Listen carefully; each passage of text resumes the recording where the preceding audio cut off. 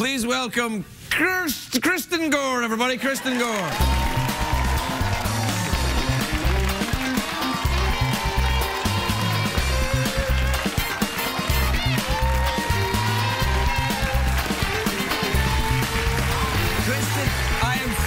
First of all, let me apologize. I nearly said Kirsten. That's all and right. I meant to say Kristin. You know, my grandfather always called me Christian, and he was my grandfather. Really? So, Did he have you confused with Christian Slater? Because you look nothing like him. Really?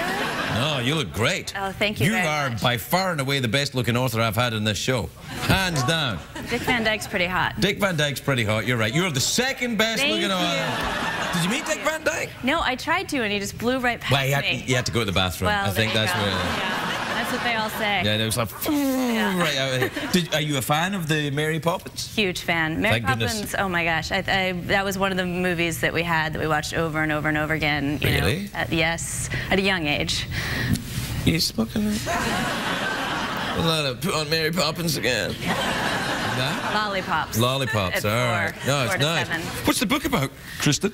Well, Craig, it is about... That was good. That was like a real talk show. It was like a real talk show right there. I said, what's the book about, Kristin? You said, well, Craig. And we were like, oh, doing stuff like it was real. Like there was no robot skeleton. Like we weren't in a basement. Like it was a real thing.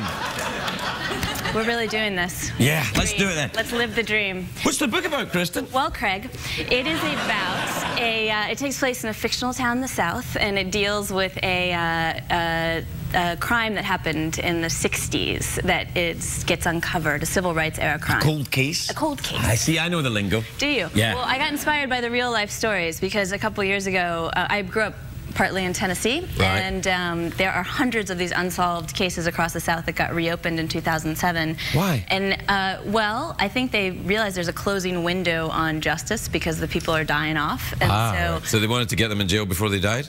Yeah. It struck me as sort of an American version of hunting down Nazi war criminals before they died. Oh, from the civil rights era? You're talking about, yeah, right, I see. Yeah.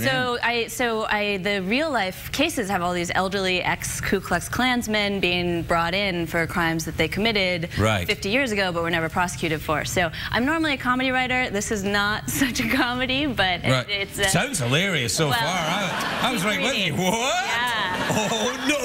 Yep, I know. Yeah. Hijinks ensue. Yeah. Yeah, but I got obsessed with the real life stories, and I wanted to try to do them justice. It's fascinating. Now, you're a comedy writer, you say. Are you busy? Because, you know, you can hang here for as long as you like. We have openings. Do you? Oh, yes. Dream come true. What kind of comedy have you written? What have you... I started in TV. I wrote for Futurama for a bunch of years. I love Futurama! I'm so glad! I love Futurama! I was on Futurama! Thank you for being on it, yeah. That's a great show! Yeah, I loved it. I moved out I got into comedy writing in college, and I came out to LA without a job, and... Oh, is this a tragic story of a young girl's... Oh, right. No, it was, I just started writing scripts, and Futurama was the show that I wanted to write for. So I got, luckily, managed to land that job and loved it. I mean, yeah, no, it was great. How long were you there? A couple years until it got canceled, but now it's back. Well, they cancel it every couple of years, though, don't they? That show? It's like Family Guy. They cancel Family Guy every couple of years and then go, oh, it's the greatest thing on our network, and then they put it back again. And Seth's like, counting his money, just counting his money. It's exciting for everyone. Did you ever work on any of the late night shows? I did. I did some guest writing on Saturday Night Live. That's a good show. That is. They got all sorts of stuff going on there. Well, you got some good props here. I like. Oh yeah, I got the glittery ball, the TARDIS, and the mouth organ. There's a lot to work with. Yeah, well, you know, it's what I got. Yeah. Yeah. It's what I got. The glittery ball's new, actually. We just wrote that in, hilariously enough. What goes on with that? Well, it's a glittery ball on top of a roll of tape. You know, it's a standard comedy prop. Sure. We don't have a lot here, really. No, we don't have a lot. Are you related in any way to any other Gores that I might know? I am, to several Gores. Who do you know? Gore Vidal? I am, distantly. Really? Distantly. Relatedly to Gore Vidal? That's awesome. I know. So his first name is the same as your second name? Yeah. How often does that happen? Not that often. Not that often is right, young lady. I know. It's well exciting. done. You have the job as comedy writer. Thank God. Such an easy interview. Al Gore? Yep, know that guy. Right, okay. Yeah, that's my dad. Al Gore's your dad? Yeah.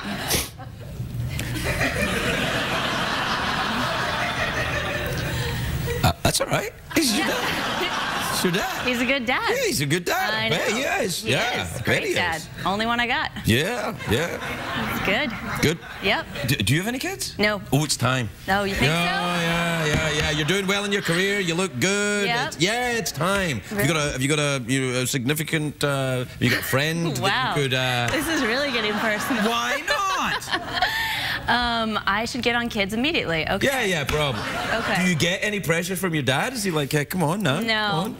I mean, he generally... Oh, the whole population thing, of course. Yeah, right. Yeah, forgot.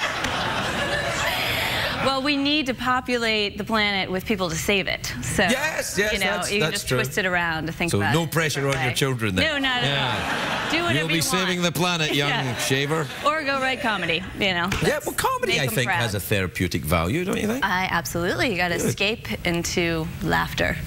Yeah, and also I think nothing de-pants the powerful like a good joke. You know what I mean? Speaking of that, I'm alarmed about the caffeine pants because I'm allergic to caffeine. You're allergic to caffeine? And I didn't realize they were putting it in clothing now that I would have to avoid. Well, I think they have to tell you. It's not like you put on a pair. So. Yeah, no. They put it in water and they don't really tell you. Do they put it in water? Yeah. Maybe that's the goofy Pluto thing that was going on with me earlier then. Really? When did they do that? They snuck it in there a couple years ago, and I found out the hard way. And not all water, but it'll just be like energy water and not really, you know. Anything that's got the word energy on it usually has either caffeine or crystal meth in it. Yeah, meth is fine. Caffeine, I cannot You enjoy the crystal meth? Well, I just don't have as much of an allergic reaction to it. Yeah, I know. I hear you. Yeah. Anyway, listen, we're out of time. The book looks fascinating. Thank you for coming by. And I'm going to read this. This will become clear to me when I read the book. It will. Right. Yeah, you'll find out where she's going. She's probably going down there, probably, isn't she? Keep reading. Nah, she's pretty. I'm pretty sure she's headed in that direction. She might be walking backwards. No, she could be walking backwards. I like the way your mind works, you crazy girl. All right, so here's your options. Mouth organ, awkward pause, or touch my glittery bar. Awkward pause. Awkward pause. I'm good at pause. There you are, awkward pause.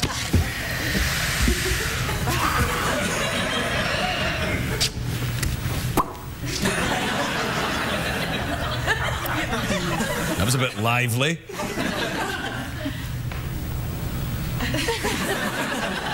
Care to up the ante in the awkward pause? Make it some kind of subtext?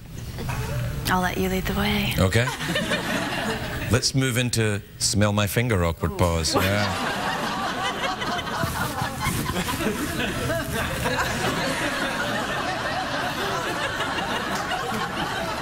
I have to say, your smell my finger awkward pause looks a little bit like Hitler moustache awkward pause. What is more awkward than Hitler? Well, what is more awkward than Hitler? Yes, that's right.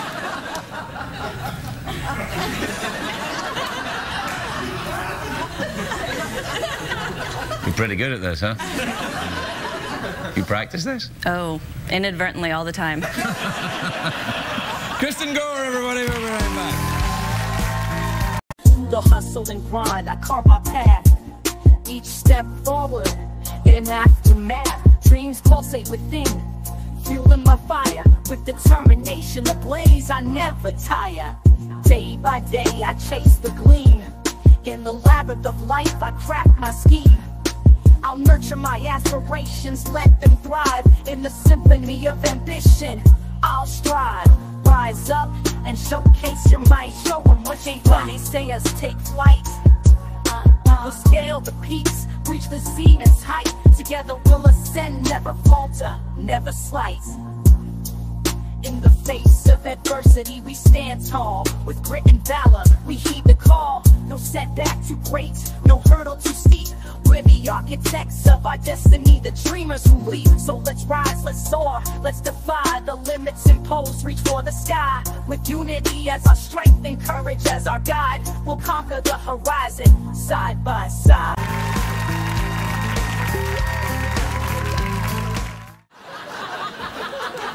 All right, tying a tie. It's not a difficult thing to do. Untying a tie can sometimes be done. I don't normally do this to the end of the show. And this is a secret in television. What happens here is, for your tie to work, they put a little bit of tape on the other side of it so that it doesn't offend anyone. All right, get your tie like this, right? And then you go like this. We'll see if I don't tie this properly now after all that. And then you go like that, and you turn that, and then you'll be able to slow this down on the YouTube. And then, there you go, look at that, see?